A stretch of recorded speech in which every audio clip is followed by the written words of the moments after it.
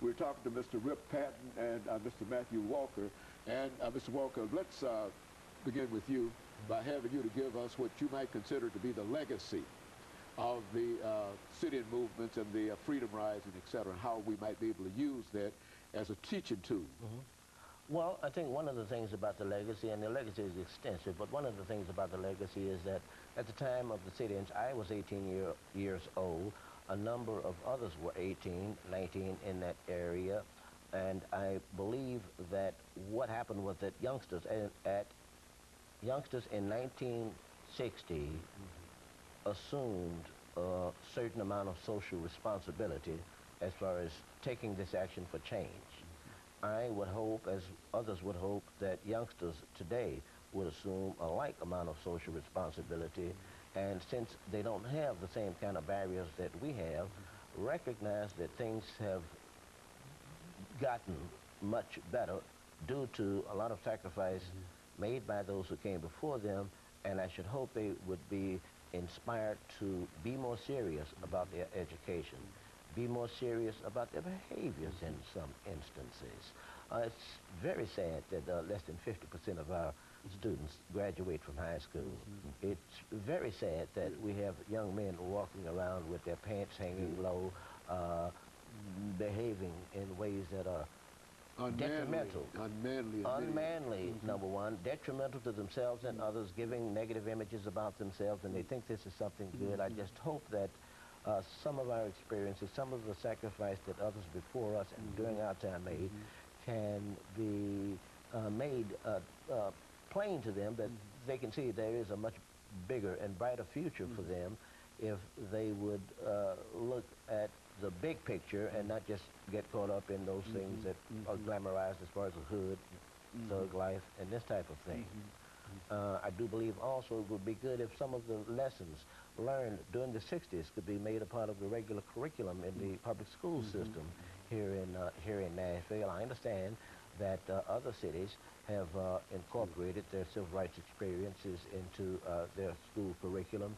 Nashville, as the Athens of the South, was the first major city to integrate its public facilities, and I think that, plus the fact that the most disciplined civil rights sit-in movement took place in Nashville during that time, I think that leaves the onus on Nashville to make this more institutionalized as far as official Nashville is concerned. It's a shame that we have so few historical markers about this thing. It's a shame that we don't have a civil rights museum here in Nashville. We're still hoping that the city administration can make some formal proclamation about this 50th anniversary here in Nashville so that we can continue to live up to our image as the Athens of the South.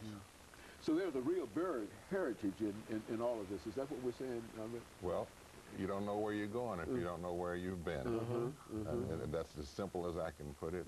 I think along with when he was talking about the 50% non-graduates, I also would like to say we always talk about our young men. When we were young, you had to respect young ladies. And I'm saying let's let the young ladies, they need to learn about respect and demand respect. And I always believe that that is a possible chance that if a young lady has respect for herself, then that young man has got to do the right thing. And he will. He's got to do the right thing. He will. James Brown said it best. It's a man's world, but it wouldn't be nothing without a woman. That's right. So all these young ladies have to do. To demand respect. Demand respect. That's right. That's the basis. Yeah, that's the basis. We were taught respect. To respect our mothers, to respect our sisters. I mean, if you know anything about the past, one of the biggest fights that you could get into was to say something about somebody's mother or their sister. There you go. See, because we respected them. All I'm saying to the young ladies is demand respect. And that will, I think that will help the young men. Oh, yes. I think that will get it. You see, I think I've been involved in higher education long enough, in the classroom long enough to know that to be true. That if the young women demand respect, young men will grudgingly give it, but they will give it nevertheless. They will give it. And I think if these young ladies would stop showing their belly buttons, and their cleavage and all the other things that they show, that also would. Oh yes, oh yes. You don't have to be in fashion, and we were talking about the drop pants. I don't think a lot of young men know where that actually came from. I believe that thing with the pants came from the prison. I understand it did. It came from the prisons, and what that was saying was, I'm available to you.